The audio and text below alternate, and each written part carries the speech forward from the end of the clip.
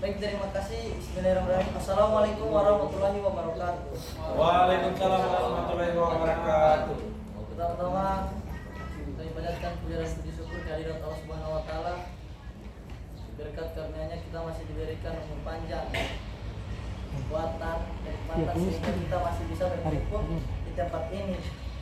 Salawat serta salam tak lupa pula kita aturkan kepada junjungan Nabi besar kita, Nabi Muhammad SAW, yang membawa kita dari alam kegelapan hingga ke alam terang benderang. Baik, saya selaku moderator, perkenalkan, nama saya Renanto. Kami dari kelompok 1 akan memaparkan hasil materi yang kami dapatkan. Materi ini berjudul Bahasa Indonesia yang Baik dan Benar. Baik, untuk pemateri saya serahkan kepada rekan saya. Waktu dan tempat saya persilakan. Baik, terima kasih moderator. Kenalkan, nama saya Muhammad Priyan Syahatibi. Saya akan membacakan bab 1, pendahuluan tentang latar belakang. Bahasa Indonesia yang baik telah diketahui oleh masyarakat luas dan banyak ditemui dalam kehidupan sehari-hari. Namun mengenal istilah saja tidak menjamin masyarakat luar untuk memahami konsep dan makna istilah bahasa Indonesia yang baik itu. Hal ini terbukti dengan masyarakat Indonesia cenderung berpendapat bahwa bahasa Indonesia yang baik sama dengan bahasa Indonesia yang baku atau bahasa Indonesia yang benar.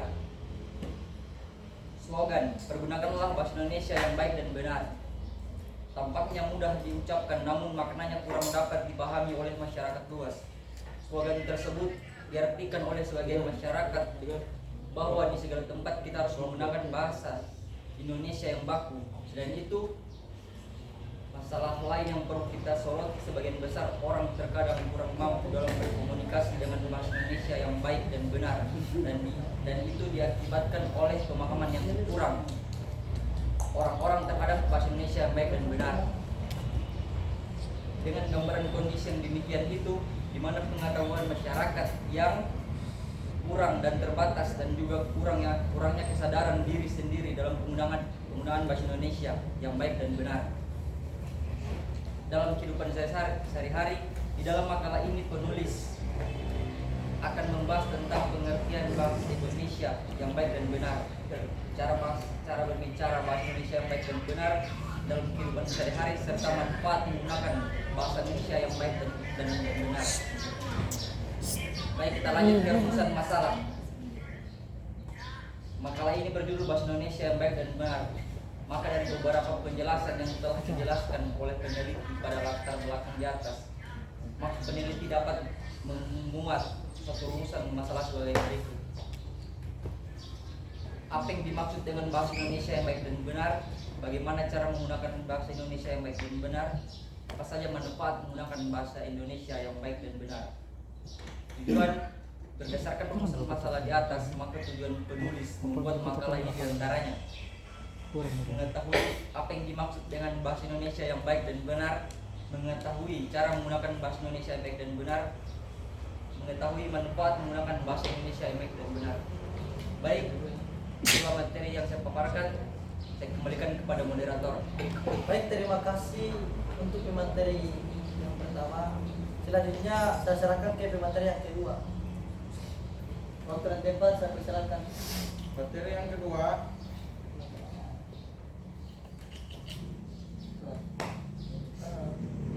Assalamualaikum warahmatullahi wabarakatuh. Perkenalkan, nama saya Muhammad Tara. Saya akan membawa materi kedua, lensa teori. Bahasa yang baik dan benar.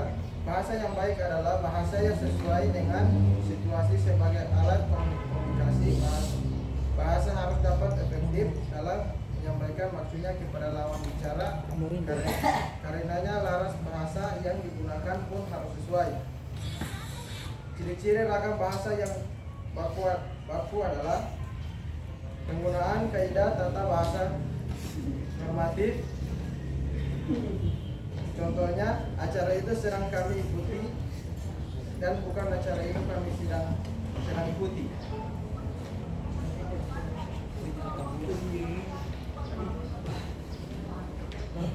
Kedua, penggunaan kata-kata baku. Yang ketiga, penggunaan ejaan resmi dalam ragam tulis. Yang keempat, penggunaan lafaz bahasa baku dalam ragam lisan.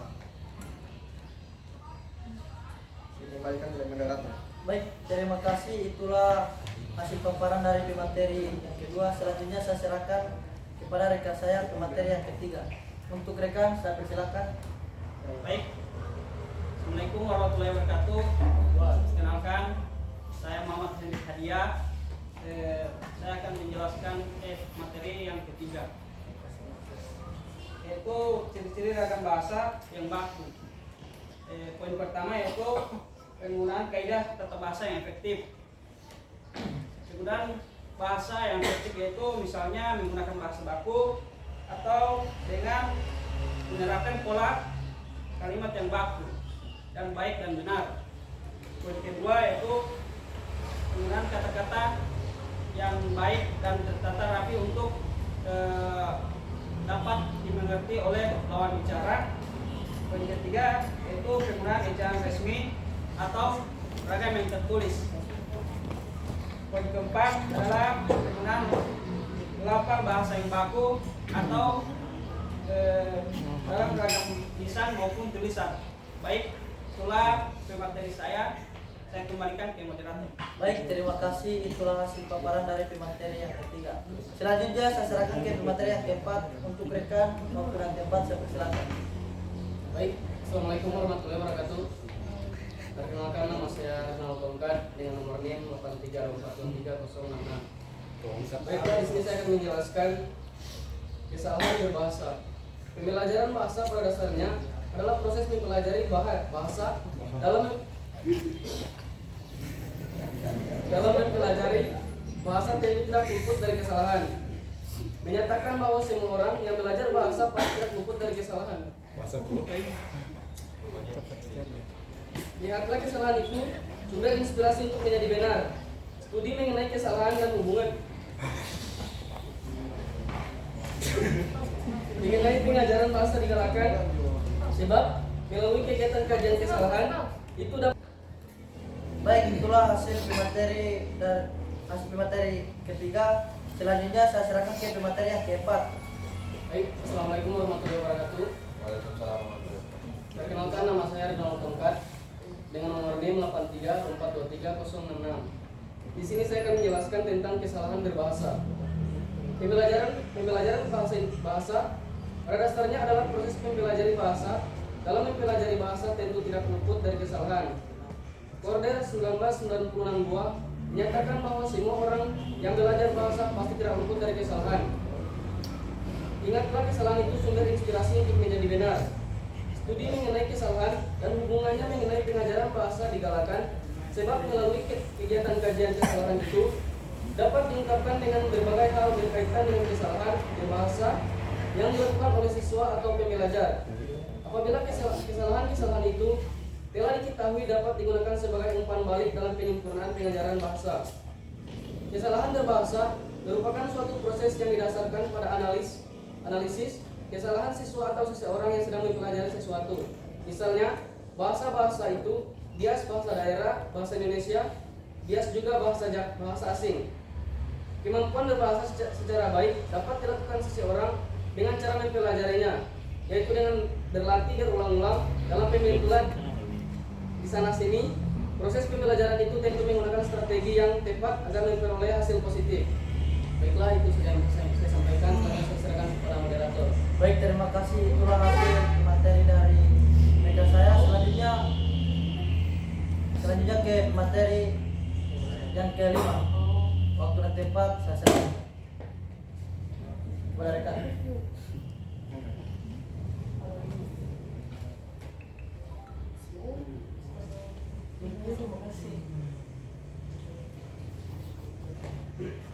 Baik, terima kasih. Perkenalkan, nama saya adalah M dengan nomor NIM 8324238080. Baik, langsung saja ke materi. Bahasa Indonesia dengan baik dan benar dapat diartikan pemakaian ragam bahasa yang serasi dengan sasarannya dan di samping itu mengikuti kaidah bahasa yang betul. Ungkapan bahasa Indonesia yang baik dan benar mengacu ke ragam bahasa yang sekaligus memenuhi persyaratan kebaikan dan kebenaran. Bahasa yang diucapkan bahasa yang baku. Berbahasa Indonesia dengan baik dan benar mempunyai beberapa konsekuensi logis terkait dengan pemakaian sesuai dengan situasi dan kondisi. Pada kondisi tertentu, yaitu pada situasi formal, penggunaan bahasa Indonesia yang benar menjadi prioritas utama. Penggunaan bahasa seperti ini sebanding menggunakan bahasa baku. Kendala yang harus dihindari dalam pemakaian bahasa baku antara lain disebabkan oleh adanya gejala bahasa seperti interferensi, integrasi, campur kode, ahli kode, dan bahasa gaul yang tanpa disadari sering digunakan dalam komunikasi resmi. Hal ini mengakibatkan bahasa yang digunakan menjadi tidak baik. Misalkan dalam pertanyaan sehari-hari dengan menggunakan bahasa yang baku. Contoh, apakah kamu ingin menyapu rumah bagian belakang? Apa yang kamu lakukan tadi?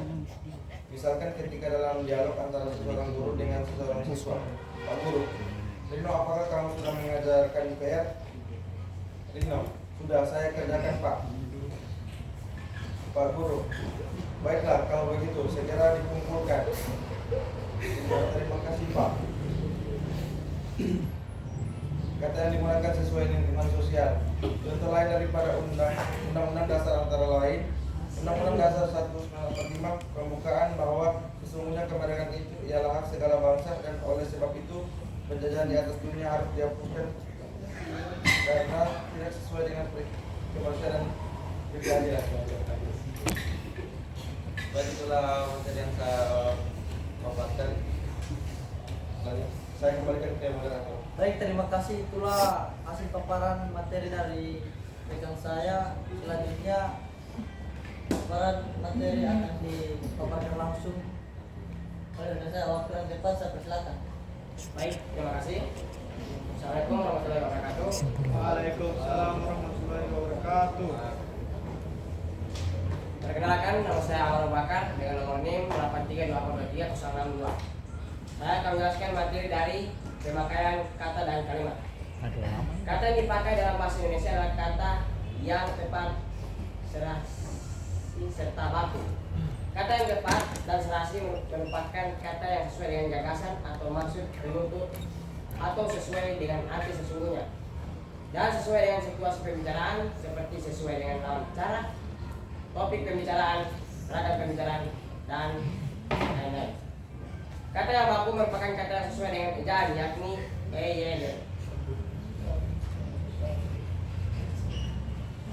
Terima kasih. Saya kembalikan ke Berikan.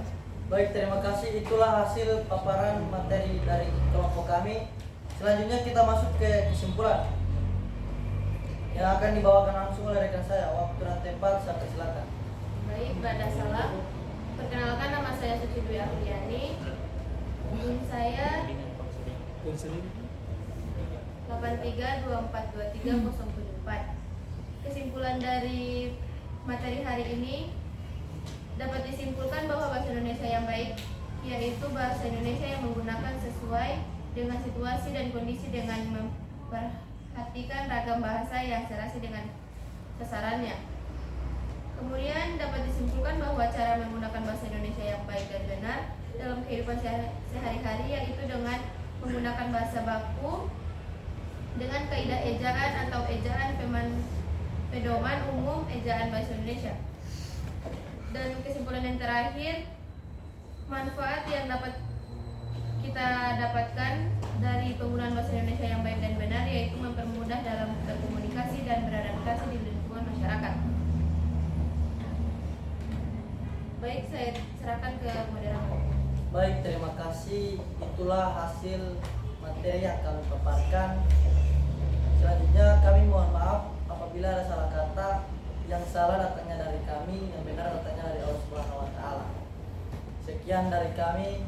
Wabillahi taufiq wal hidayah. Wassalamualaikum warahmatullahi wabarakatuh. Waalaikumsalam warahmatullahi wabarakatuh.